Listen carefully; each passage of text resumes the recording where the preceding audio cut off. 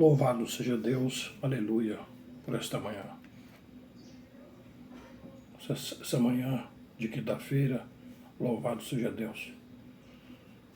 Levantei com um pensamento de muita gratidão, mas logo cedo estava meditando sobre o nosso estado, antes de termos encontro com Jesus, antes de Jesus nos encontrar, antes de Jesus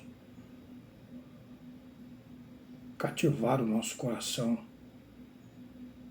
com seu amor, com a sua misericórdia, antes de Jesus nos conquistar, onde nós estávamos. Aí estava meditando na carta aos Romanos, capítulo 1, o estado depravado do ser humano que se encontra longe da luz, longe da salvação, longe de Jesus. Eu estava meditando ali em Marcos capítulo 7, que é do nosso coração que sai aquilo que contamina, e como nós precisamos diariamente, todo o tempo, todo instante, colocar a nossa vida aos pés da cruz.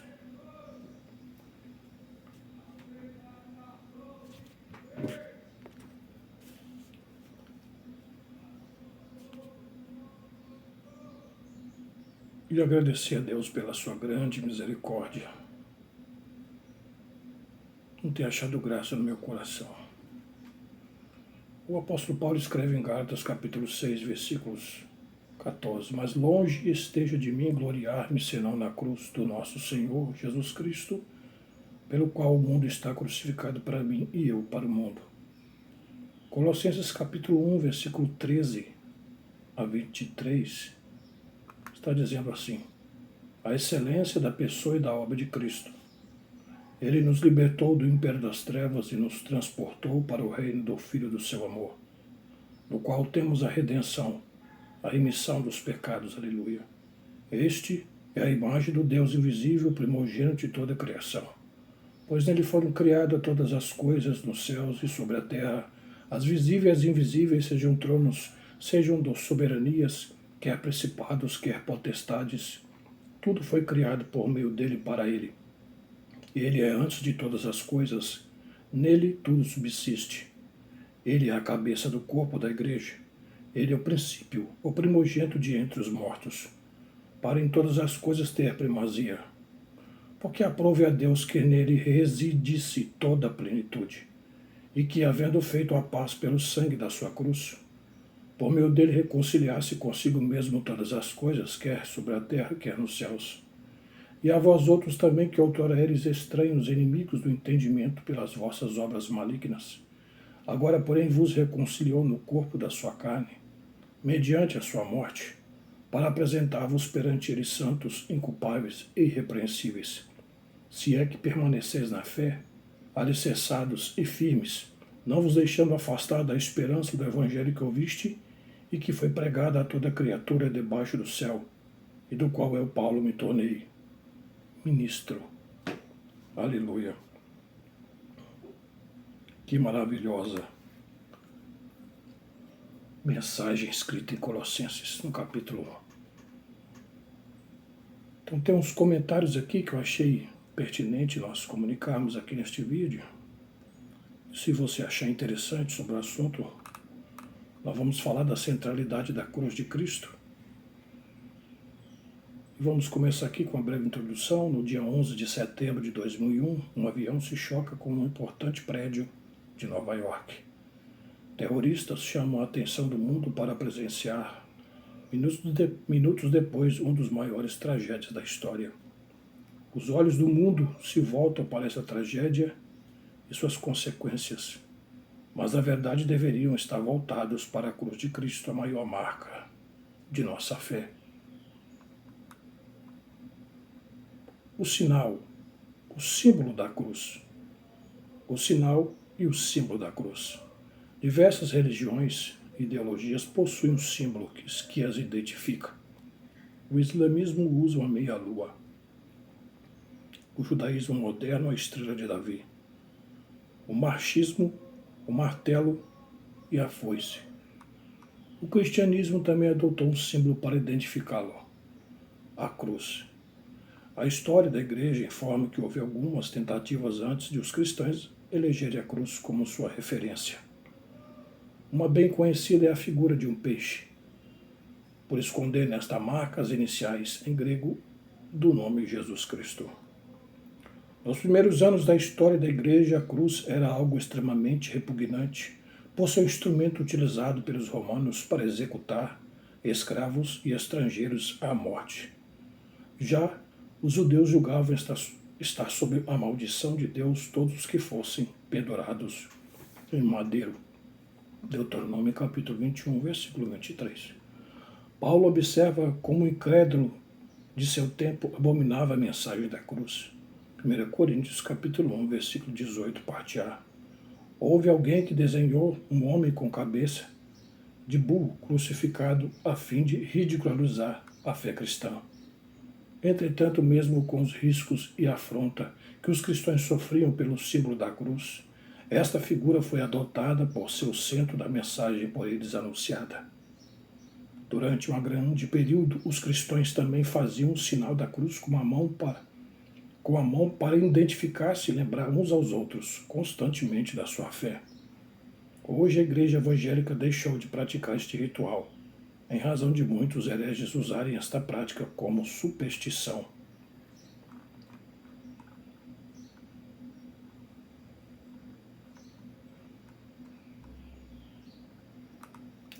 Visto que o justo viverá pela fé e a melhor maneira que temos para conservar o símbolo que nos identifica é uma lembrança permanente do sofrimento do Senhor na cruz e da vida que temos a partir dela. A perspectiva de Jesus. Quando Jesus, ao iniciar o seu ministério em Caná da Galileia, afirma a Maria que ainda não era chegada a sua hora, João capítulo 2, versículo 4 deixa claro que sempre teve consciência da natureza de sua morte. Lucas descreve a clareza que ele tinha a respeito do que as Escrituras expunham a seu respeito, Lucas 24, 27. Jesus reconhecia que nele se cumpriria as palavras de Isaías de que seria contado como malfeitor, Lucas 22, 37, para que todo que nele cresce tivesse a vida eterna, João capítulo 3, versículo 14, versículo 15. Sabia que os religiosos buscavam a sua morte, assim como tinham buscado a dos profetas, Lucas capítulo 4, versículo 28 e 29. Diversas vezes durante o seu ministério, ele fez menção do seu sofrimento. Marcos capítulo 9, versículo 31. Marcos capítulo 8, versículo 21 e 32. E Lucas capítulo 18, versículos 31 e 32. Expressando que faria o ato redentor em obediência ao Pai. João capítulo 6, versículo 38. Mas também de sua própria vontade. João capítulo 10, versículos 17 e 18.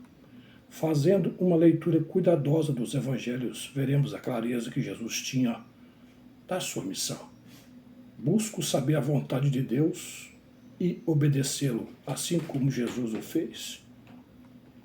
ênfase dos apóstolos. Nada nas mensagens pregadas e nos escritos dos apóstolos é tão enfatizado como o sacrifício do Senhor na cruz. Para eles, como podemos ver em 1 Coríntios 15, 3, na cruz se cumprem os propósitos divinos. Entendiam que os sofrimentos presentes eram uma maneira de compartilhar do cálice do Senhor. 1 Pedro capítulo 4, versículos 12. E que na sua cruz estava a sua glória. Gálatas capítulo 6, versículo 14. Em confronto com a vergonha que conservava o incrédulo. 1 Coríntios capítulo 1, versículo 18. Em sua doutrina via claramente que a maldição de Deus estava plenamente satisfeita no Calvário. Gálatas capítulo 3, versículo 13. Até mesmo os apóstolos João, em sua majestosa visão do Apocalipse, identifica o glorioso Senhor como aquele que foi morto. Apocalipse capítulo 1, versículo 18. Mais adiante reconhece o Cordeiro que foi morto, o qual possui autoridade para abrir os selos. Apocalipse capítulo 5, versículo 5. Assim, nem mesmo a ressurreição, que foi algo tão motivador, predominou na mensagem apostólica. Os apóstolos entenderam que a vitória sobre a morte só ocorreu por causa do sacrifício de Jesus na cruz. Tudo os ensinos dos apóstolos, vendo na cruz o ponto central para a minha vida e vendo as bênçãos que ela me oferece, persistência da igreja apesar da oposição. A verdadeira igreja tem preservado no decorrer dos anos de sua história a fidelidade à genuína fé, mesmo em momentos tanto do passado como do presente em que é precioso comprová-la como oferta da própria vida. Logo após a ressurreição de Cristo, já havia, como registram os evangelhos, aqueles que buscaram corromper a realidade da vitória do Senhor sobre a morte. E a partir dali, esta tem sido uma luta permanente de muitos contra a fé. Hoje, um dos desafios ao crente está em preservar a fé cristã diante de um mundo pós-moderno que se manifesta com a penetração de uma falsa mensagem cristã. Esta leva seus adeptos a acreditar na prosperidade quando afirma que a cura de um dente cariado deve ser evidenciada não com a cura da dor, mas com a presença do ouro. Que o pecado nem sempre é culpa do desejo do homem caído, mas de uma entidade maligna, que deve ser rejeitada para alcançar o conforto. Enfim, verifica-se em diversas tendências que se apresentam como cristã o esfriamento da fé, priorizando o conforto e o prazer. Através da história da igreja, verificamos que a verdadeira mensagem da cruz é demonstrada somente por aqueles que têm sua fé fundamentada na Bíblia. A vida exige que o homem defina prioridades. Qual a posição que a cruz ocupa em sua vida? A vida exige que o homem defina prioridades. Qual é a posição que a cruz ocupa em sua vida? Que o Senhor nos abençoe, nos dê a cada dia mais clareza e nos dê discernimento para fazermos as escolhas certas, assim como os apóstolos fizeram. Em nome de Jesus.